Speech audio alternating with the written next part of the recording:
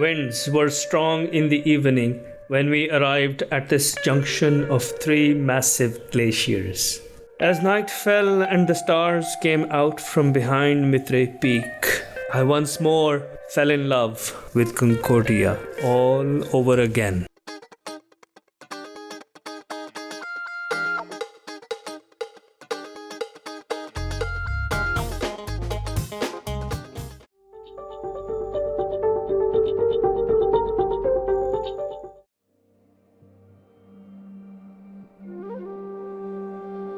Gasherbrum 1 stands tall over the base camp, while Urdu Kangri makes its formidable presence felt on the other side of the valley.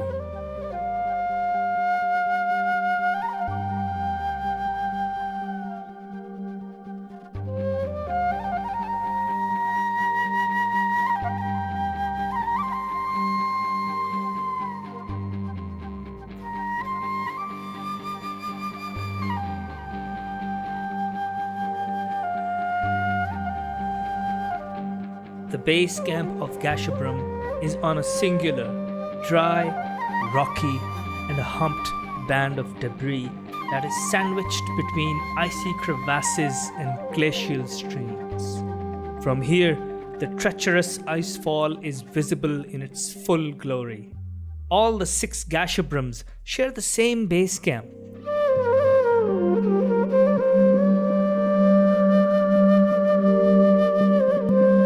On clear days, the sun is bright and harsh, whereas in the evenings, the mood gets quite melancholic for no apparent reason.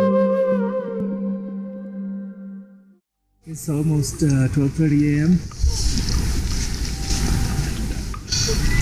We're all set to leave for the first rotation, rather the first dumping trip. So me and Shimshali. Yes, thank you.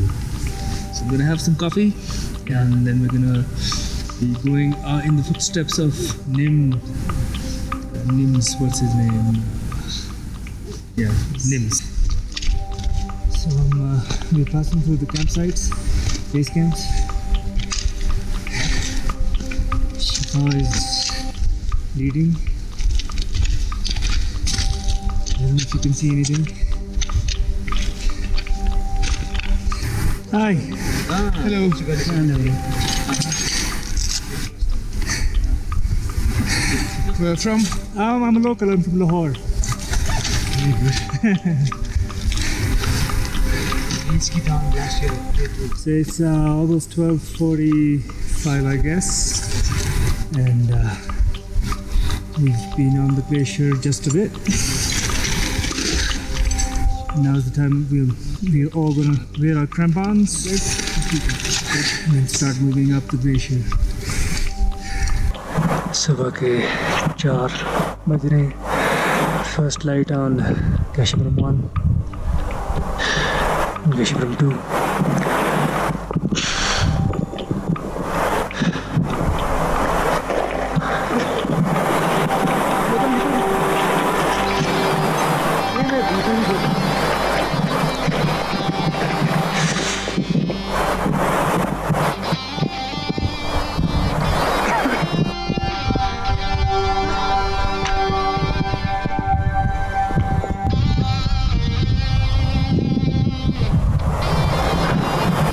Probably 4:30 a.m.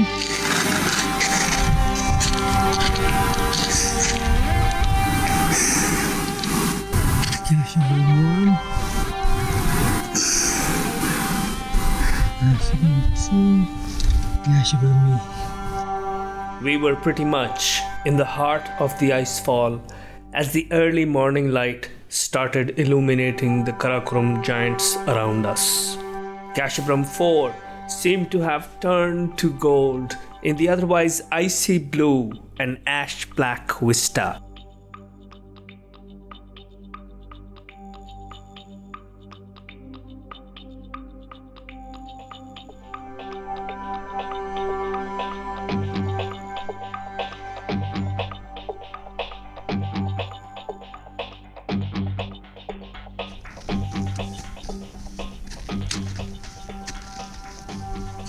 As we climbed higher into the icefall, the intimidating east face of Gasherbrum 4 came into view.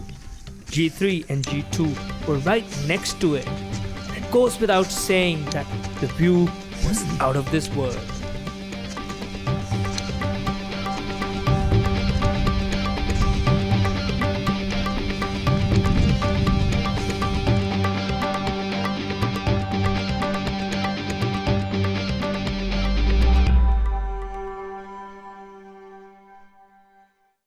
Last year, when I was attempting Gasherbrum 1, I made an advanced base camp, which is also called an ABC in mountaineering terms.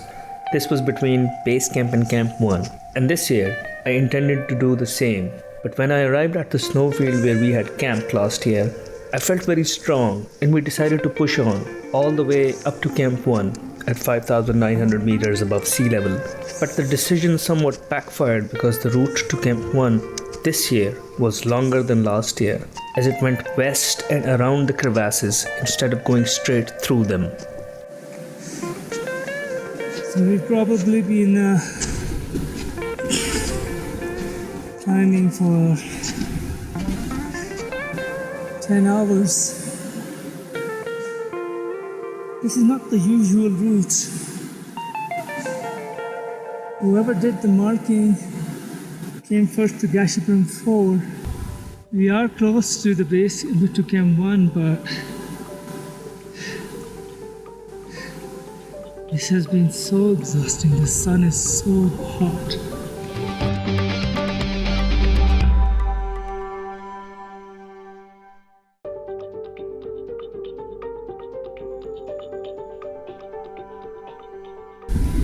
$6,000 and I think it's 12 noon, maybe more. You see in front of you is Gasherbrum 2.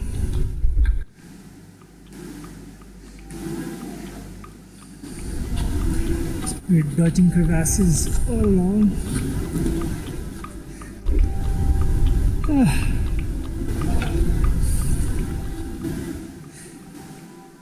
Camp 1 should have been here.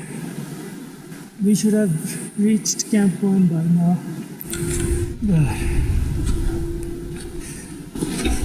You have no idea how hot the sun is.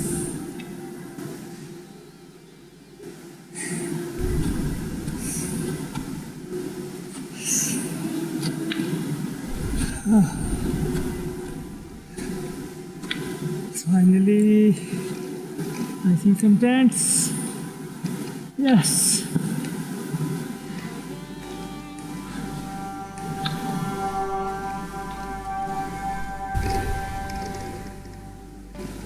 So finally we've arrived at Camp 1. I don't have the energy to take my crampons off. I don't have the energy to dock. I don't have the energy to put up a tent. Thankfully we have Akbar from Hoshiar, who's going to help us with a lot of things.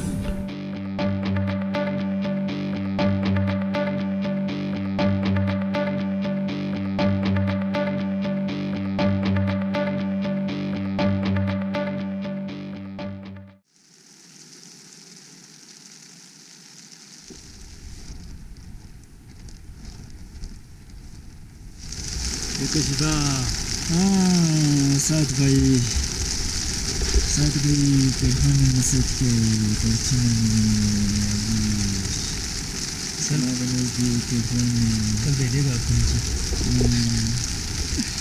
So we arrived at Camp 1 around 10:30, 11 a.m. We were actually aiming to make an advanced base camp and not coming to the Camp 1 at all. But I felt really strong while we were in the area of the ABC, Advanced Base Camp, and so we pushed on. But it turned out to be very longer than we expected. The route was very different from last year.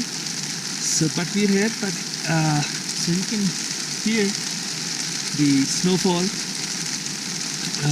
while we're inside the tent.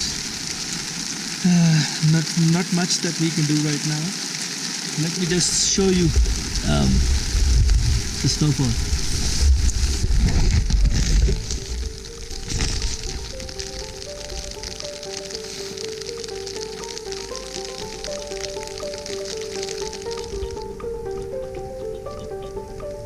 It snowed most of the first night at Camp 1, and early next morning there was a windstorm that blew snow across the campsite, making us think thrice before stepping out of the tent.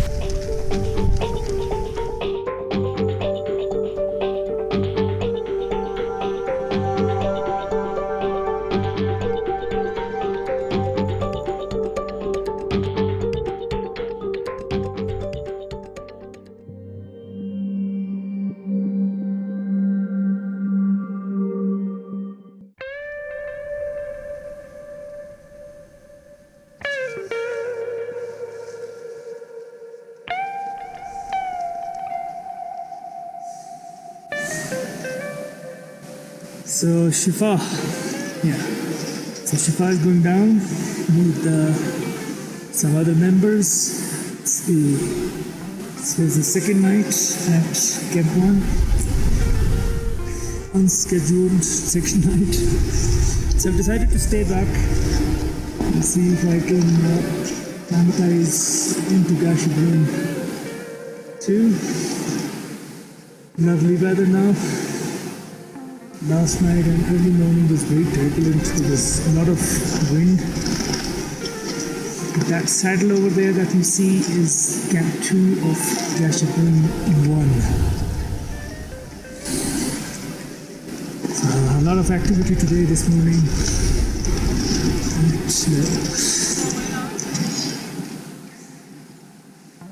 Camp 1 of the Chashkins.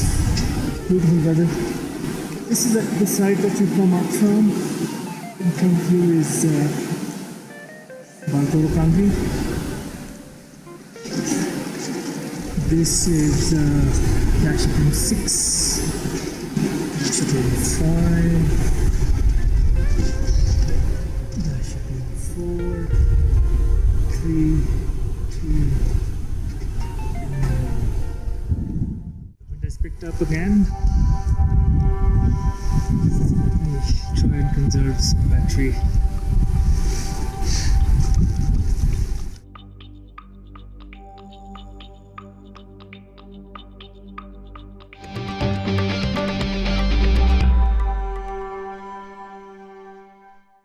क्या तारीख है आज 17 July 4 p.m. We headed for the Banana Ridge.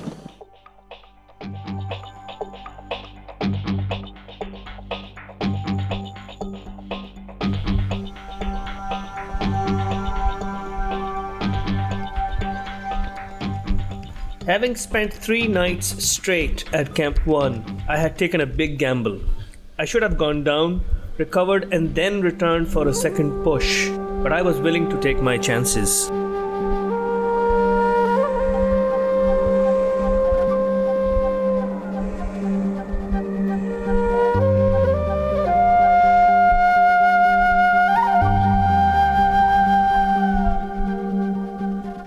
As I trudged through the snowfield at 6,000 meters above sea level, little did I know that I had almost depleted my energy reserves.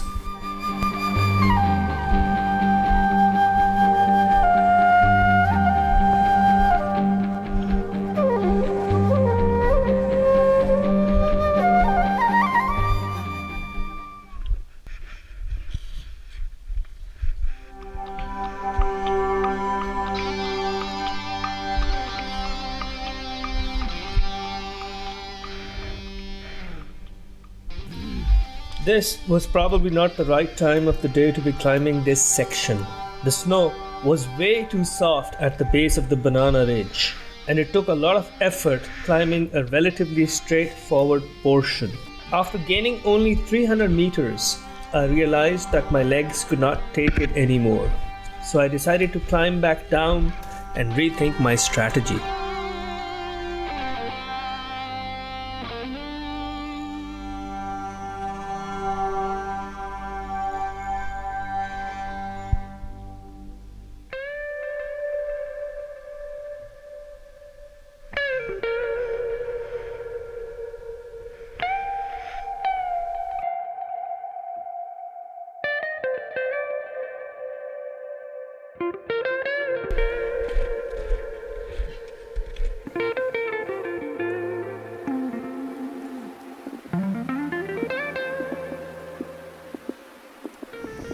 back at the camp while I prepared some tea. The wind picked up, and soon it felt like a mini blizzard.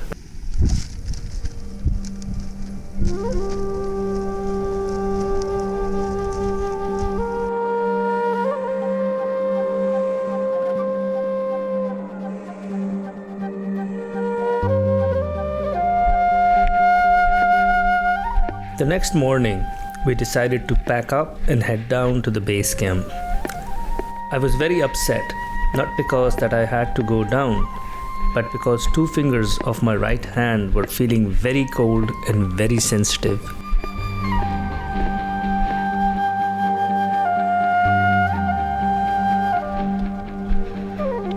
We had set out early, but not early enough to avoid the scorching sun as we left the snowfield and entered the treacherous Icefall.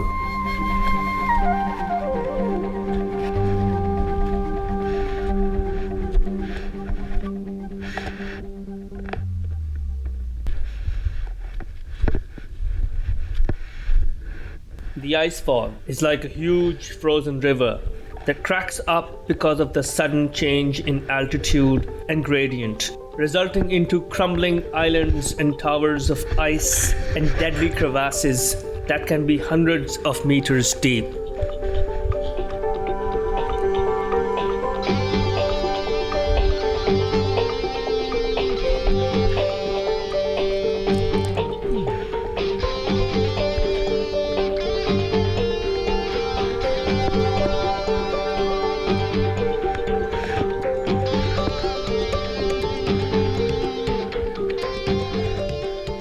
As we climbed down, I found out to my horror that the conditions of the Icefall had gone from bad to worse. The crevasses were wide open and the route was totally unsafe. And although we were roped up to each other, but that was hardly any insurance against a serious fall.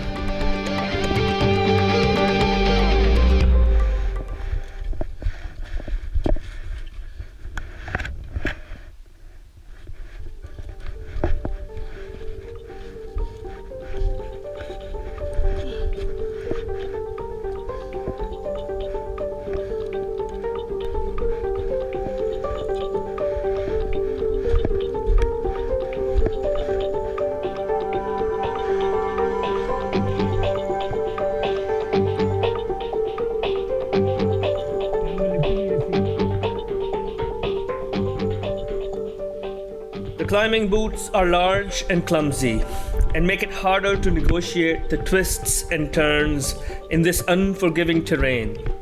The ice axe is there for anchoring and support, but one false move and it can rip right through you. Despite the scorching sun, the ice does not slush everywhere.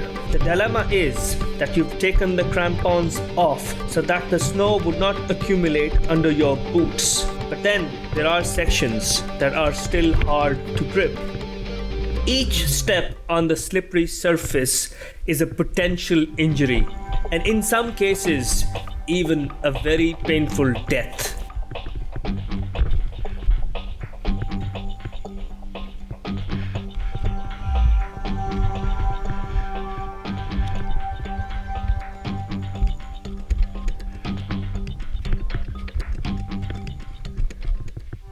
The route is like an obstacle course full of landmines, pretty much a series of accidents waiting to happen.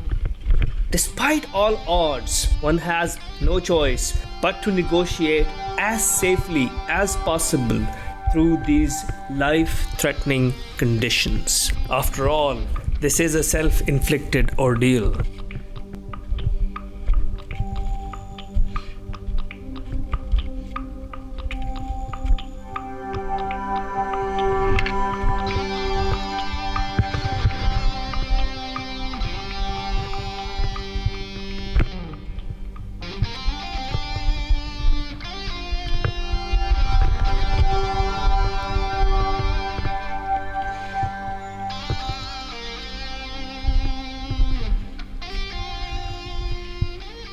The icefall of the Gashebrums is comparable to the Khumbu icefall in Nepal in many ways. For one, the elevation gain is very similar. And then the ordeal of going through steep sections of broken structures of ice is never ending and nerve wracking. It is nothing less than a twisted labyrinth in which you gotta cheat death every step of the way.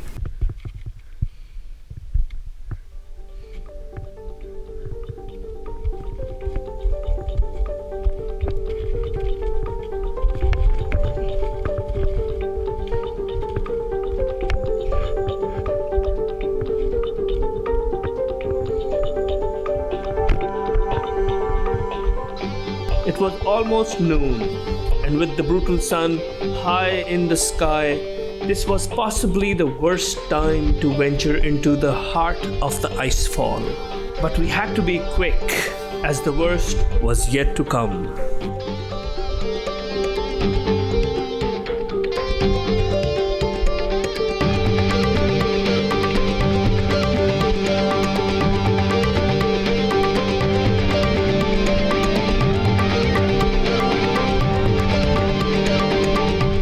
Watch episode 7 of Into the Icefall at 7 p.m. Pakistan time for more action and drama on the Gashabrums.